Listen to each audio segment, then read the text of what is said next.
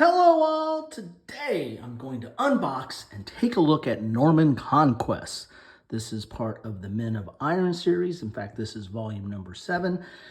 This game design is from Ralph Shelton, and the publisher is GMT Games, which was kind enough to send me this copy, so I want to thank them for that. So what is the Men of Iron series? Well, the Men of Iron series, imagine that, started with Men of Iron. Basically, this was a system designed by Richard Berg to simulate or recreate warfare in the Middle Ages. So it's looking at medieval and Middle Ages type warfare, armored troops and armored knights and men with pole arms and swords and spears and mounted units playing a large role in the combat as well. And then we'll see as this series progresses kind of how that is played out. I think the most recent publication of this series prior to this volume 5 was a tri-pack, I believe, that combined a lot of these together. I collected them separately. In fact, the last one I picked up was Men of Iron. I think it went on sale because the tri-pack was coming out, so I was able to pick it up. Also, the thing to know about Men of Iron series is that it is to medieval or Middle Ages warfare as what Great Battles of History is to ancients. Richard Berg was involved in both Great Battles of History and in the Men of Iron series, and they share some similar concepts, in command and cohesion and morale and how you handle that. Of course, Great Battles of History focuses on ancient warfare and the unique aspects of that and how command was done in that era, and Men of Iron is doing it for Middle Ages. There's some similar concepts of command and range and initiative and taking it back and forth. I find Men of Iron a little bit easier and more streamlined than Great Battles of History. Even the simple Great Battles of History. I find this is a little bit easier to digest and get into. Started off with Men of Iron and covered these battles in this edition. The next one, I believe, the next one was Infidel. This is covering the Crusades, the 11th and 12th century. And again, as you can see, mounted units, the supremacy of cavalry, mounted units were a highlight of the battles that were simulated in this edition. Again, used the same system of Men of Iron. And then you had Blood and Roses, which focused on the War of the Roses, so 1455 to 1487, and these are all the battles that it covered in that series. And then we finished up with, let's see here. So yeah, this was Men of Iron Volume 2 was Infidel. This is Men of Iron Volume 3 is Blood and Roses, and then we have I'm going to mispronounce this. Why am I drawing a blank here? Arquebus, which was dealing, the introduction of gunpowder. So this is late Middle Ages, so 1495 to 1544. In fact, we're getting into musket and pike realm right now in this era, and this is dealing with battles for northern Italy. Focusing on that. So this definitely, it uses the same system, but now we're getting into a little bit more ranged combat here. So what are we getting in Norman Conquests? We're going to be getting just that, the battles of the Norman Conquest. So we're kind of going back in time from the last edition of Men of Iron. We're now going into these battles, the conflicts of the Normans and their successors from 1053 to 1265. So we're right in the middle of the Middle Ages there, so to speak, or getting up into the peak of it. Let's take a look at the back here, and it's what we have. You see here, you have an example of the counters. Of course, the leaders are going to have some more indicators on there dealing with their range, initiative, and the like. Then you have the units. Units really don't have a lot of information on that. That's why I find this to be a little bit easier system to digest on how you do combat. Complexity is a 4, and solitaire suitability is a 7. There's really not hidden information here, and the way that command is simulated with kind of some die rolling and taking of initiative, it is easy to play this, or easier to play this two-handed. because you're not worried about, I mean, it is somewhat reflexive of how you take initiative and the like. So here are the battles that it's covering here. Just jumping out here, Stamford Bridge, big one. Hastings, who's heard of that one before? And the like. So those are two of the bigger ones that jump out to me. But some of these other ones, I don't know if I even have games that cover those.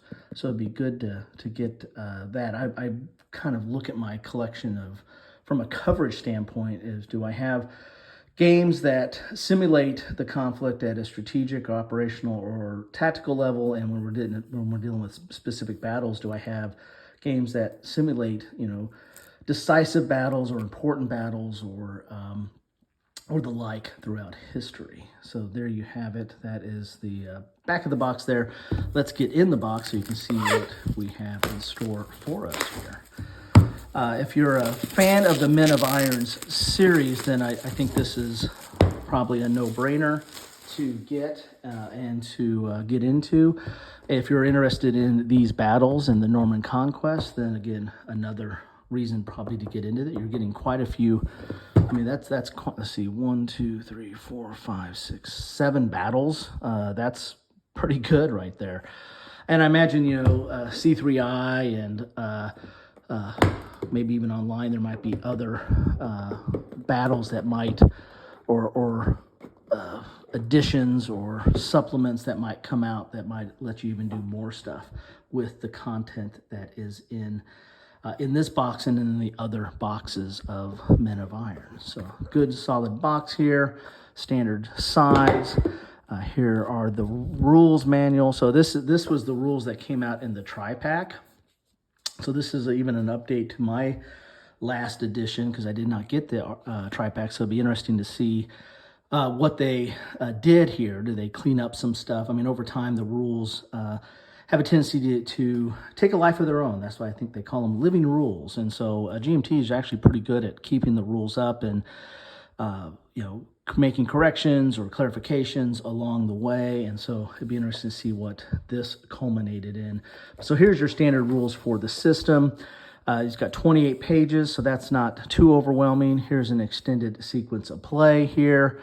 And as we get in here, you see it's full color, and there's all the stuff you have on a leader, sample leader there. You've got effectiveness, activation rating, command range, movement allowance, charisma, the overall commander. That'll be an indication of in the battle of is it the highest level of command or lower, the nationality color, and the name and command stripe of the leader. And there's an example of a combat unit. You'll have an ID, nationality color, command stripe. Then you'll have a shock, defense, DRM, a unit type, and a movement allowance.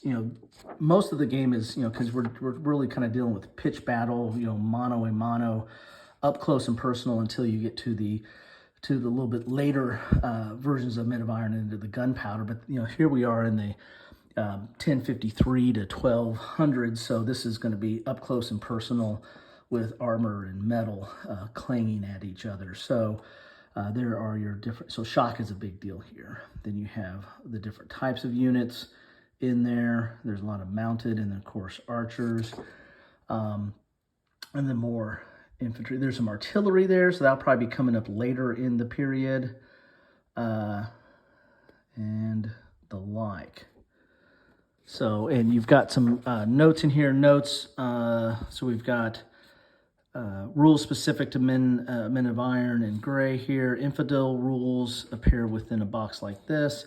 Blood and Roses appear in a box like this. That's interesting. So Men of Iron and Norman Conquests, of course, they share the same period. So those are going to be done like that. And you got this notes on passing of a legend. Talking about Richard Berg, so who was the original designer of this series. So there you have it. So it's dual column. So you got the general rules, and then so like this would be Men in Iron and Norman Conquest. Some specific rules for them in this gray, Infidel, and Blood and Roses. So I have all of them now, thanks to GMT. And so to this edition, the 5th edition, I went out and bought 1 through 4 and have enjoyed them a lot, or immensely, I should say. It's good. I mean, I got Men of Iron last, which is the first one, so it's kind of, I haven't played that as much, but the Blood and Roses and Infidel are probably the one I played the most of any of these, and did enjoy them. So you got your victory, sequence of play, leaders and command, activation and continuity. This is that, kind of the initiative role where you can kind of take over and try to keep the momentum, or try to take it over. Again, it's not exactly like Great Battles of History, but to me, I think it shares some similar concepts to that series, if you're familiar with that. Here's movement, only 2 columns of that. Facing, which is important, flanks and the like. Here's zones of control, stacking, missile fire, shock, which is the heart of the game here, charging and countercharging, combat results, and continued attack. And then here we've got some special rules here that are unique to, look like those are unique to Blood and Roses. Rallying units, special units, and then, of course, you have this unique rules here. It's kind of interesting. I'd like to know your thoughts on that. I kind of like the fact that it's pulled out so I know what version I'm playing. I can kind of go right to this. If I'm playing Blood and Roses, I've got a spot here on what special rules. However, having different colors and having intermingled into the rules can be a little chaotic at times too, and a little distracting. But, your mileage may vary. This is engage. This is an optional rule.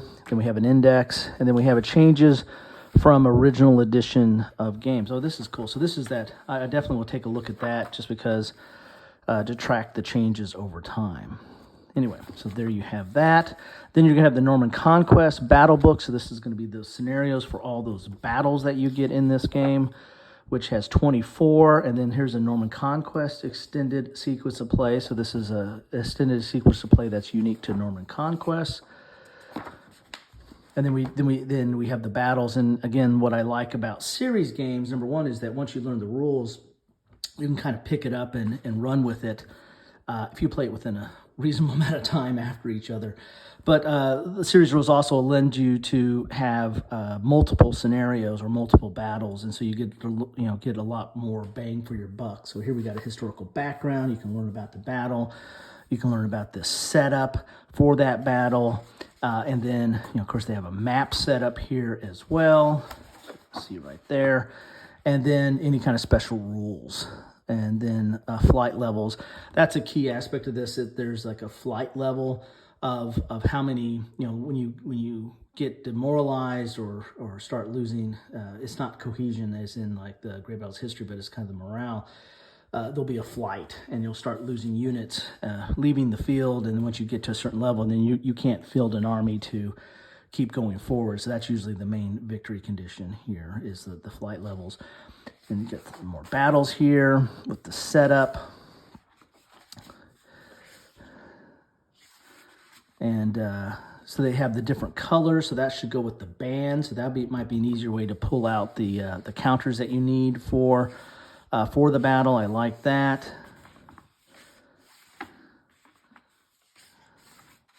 And there you have it. So that's the battle book, which again is all the different scenarios and how you set them up. And here's an example of play. I like that. I highly recommend you read through the example. If you've never played Men of Iron, you might want to read through the example play. And if you've played it, but it's been a while since you played it, these examples of play are usually pretty good to at least get you back into the saddle. We have these charts or player aids here. There's 2 of these, which are going to be give you all that you need to know. So here's the weapon systems matrix, and again, that kind of harkens back to Great Battles of History on how they did it, but this is again easier and more simplified, I think, than that. You're not dealing with as many different types of troops and the like. Here's leader casualty and trample missile unit, terrain chart for the different battles. So 1, 2, 3, 4, 5, 6, 7 different terrain charts here. And then we have fire results, shock combat, fire range, DRM chart, charge combat results, possible DRMs. There's a lot of DRMs in this because this isn't a game that's really based on a combat's results chart, as it is comparing the unit values and then all the modifiers and then rolling against that. So quite a bit of good information, and that's good thick stock, good player aid stock here. Then we're going to have this flight table. Again, this is really kind of tracking your victory conditions, and there's different flights levels for the different battles on here, and then you of course have a general track to keep track of stuff, and that's single side because that's going to be on the table next to the map. Then we have the counter sheets here. So there's like a small counter sheet, good thick, good quality counters. Typical GMT counters. In fact, these feel a little bit thicker than normal, but probably not. Maybe it's just an optical illusion for me. And they're of course double-sided there. And then we've got, how many counter sheets do we have in here? 2 counter sheets here. So get a chance to see the leaders up there, and then the units that go along with them. Norwegian, Saxon, Norman, Papal. Here's the Royalist. What is that? Baronial. That's cool. And again, these are double-sided.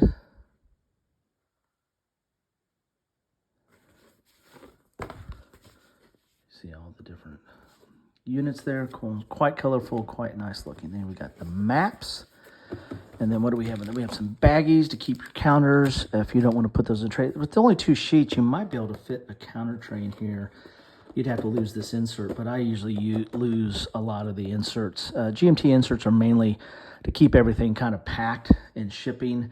They're not really great at organizing. I try to keep them if I can. They always have a little art on them, and you can always hide stuff under these flaps and then keep stuff flat on the top. But sometimes, if you want to put counter trays, then these are the first casualty in that.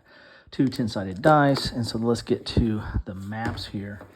Might have to go up Periscope a little bit to get to these maps, but it looks like we've got 1, 2, 3 maps. Is that what they advertised? Was 3 maps? Let's see here. Yep, 3 22 by 34 game maps, and they are printed on both sides. So let's see what this one is here first. This one is, and good size counters. Those are good. A lot of room there, so you're not knocking over stacks with fat fingers like I normally do. So what map is this for? This is for, this might be a double map here. Yeah. So this is the Battle of Sivate. Probably mispronouncing that. But so you got a half map here, and then we got another half map over here for this battle. So quite a bit of open area, and just kind of like ancients, based on the mobility or lack thereof of the troops. A lot of these battles were fought in somewhat open terrain because that's where you had to maneuver your troops. You don't want to have to maneuver your troops through woods and the like. Of course, this has got some swamp or something here. In ancients, that was even more pronounced. So, like, look at this one here. There's like no terrain on this on this map. So you got your money's worth for printing on that. And you got a little bit of terrain here on Stamford Bridge. Of course, the bridge being one of the key features there. So there's 4 of the battles on 2 maps right there.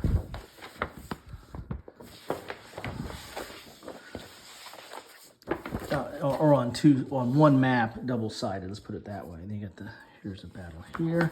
A lot of extra space here, but I wonder if this is, this is 1 map. So this is a little bit bigger area here that's being covered in this battle.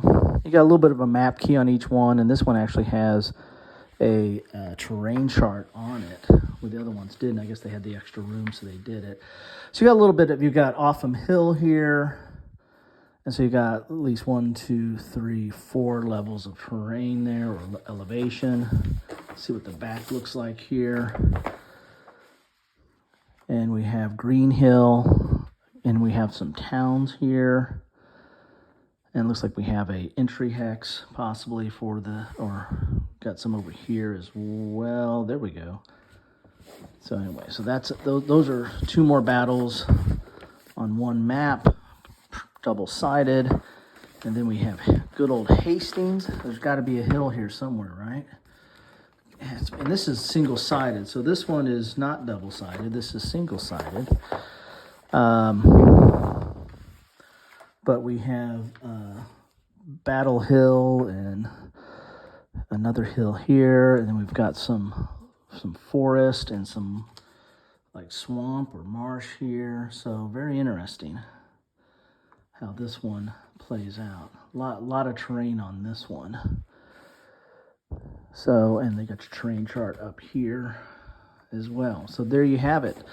Good thick maps here. I mean, paper maps, but you know, good quality nonetheless. So there you have it. That is what you get in a box of Norman Conquests, the latest edition of the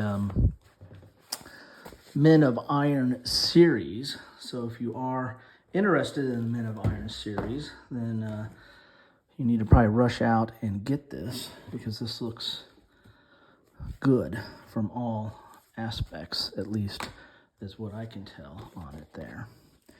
Anyway, so that is what I have for you today. To thank you for stopping by my channel and taking a look at this. Love to know your thoughts on this. What do you think about the Men of Iron series? Are you excited for this to come out and these specific battles? Or whatever you want to talk about. You can talk about the other Men of Iron as well, if you are so inclined. Anyway, that's what I have for you today. Thank you so much for stopping by, and I want to thank GMT for sending me this copy. Anyway, thanks all. Take care.